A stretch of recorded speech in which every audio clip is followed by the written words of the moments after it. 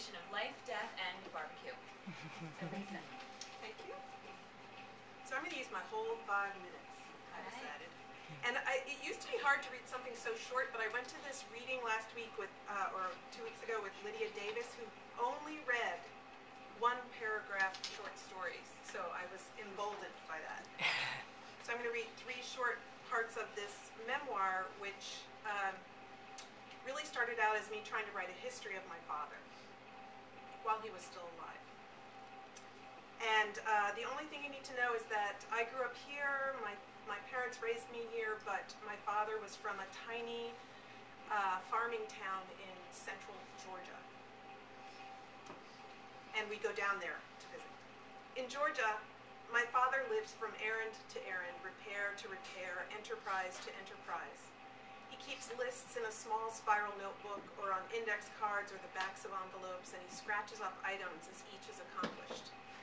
Ever since August of 1985, when my sisters and I flew down with him so that all of us, including him, could see the farm he bought for the first time, one of his to-do items is to bestow allowances at the start of every visit. The Chamber of Commerce welcomes you to Monticello, he says, then prefers a handshake, a crisp $50 bill, and after a few years and in a nod to inflation, 100 folded into his palm. He singles out each of us to do this, delivering his welcome in a low voice, as if the transaction is a secret to be kept. This largesse, this whimsy, from a man whose cash gifts for most of my life consisted of birthday checks for $5, half of which had to be given to charity and the other half deposited into a savings account. My sisters and I come to call his presentation the Golden Handshake. And the joke of it is that beyond purchasing nail polish from the drugstore or the enhancer barbecue sauce from Tillman House, there is nowhere to spend the money. Today's to-do list is shorter, less ambitious than usual. My father seems to have misplaced his up and atom. He has trouble climbing in and out of his high-riding 10-year-old Isuzu Trooper, a small truck manufactured before consumer comfort was incorporated into SUV design.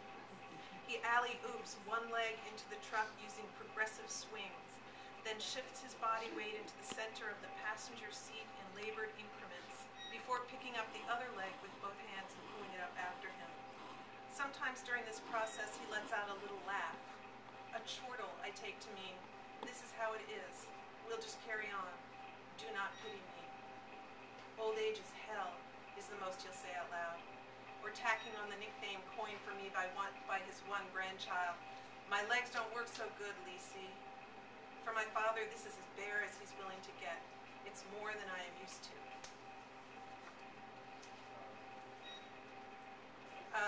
In the process of writing this book, my dad had a stroke, a mild stroke, no physical impairment, but as a frontal lobe infarction, it just sort of messed with his mind. I am on a campaign to assess and rehabilitate my father, neither of which I'm qualified to do. But our family boasts an above-average tendency toward unlicensed medical and psychotherapeutic practice. My sister Diane tells me her reading of Dad's brain scan films corroborates his doctor's analysis of the infarction. My sister Margaret suspects a link between chemotherapy and Dad's obdurate incontinence. I am new to neuropsychology, a term I came across during a half hour of internet reading.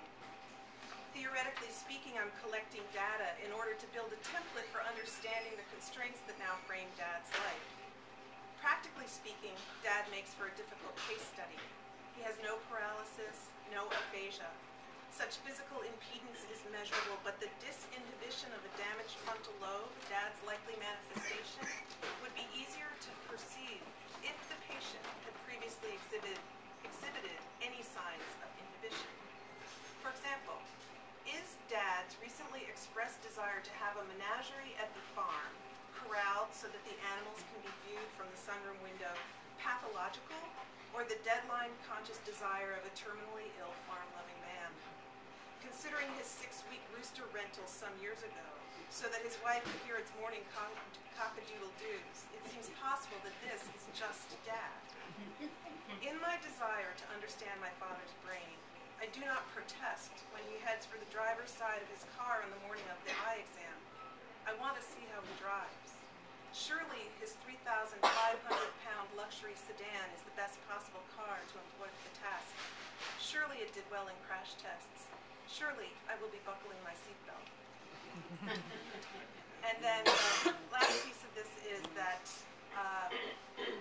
also as part of this process, after I'd started the book, my dad had this terminal diagnosis of metastasized prostate cancer. So some of the book is about watching him live under the shadow of this diagnosis.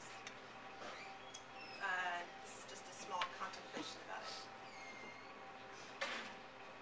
Part of me will die when my father dies. I will exist less. I've always wrestled with wanting my father to know me, even as I struggled to put up a front that would be acceptable to him, that would please him, that wouldn't aggravate him or spark his ire. Now I see that when he dies, there is a way in which the world will stop knowing me.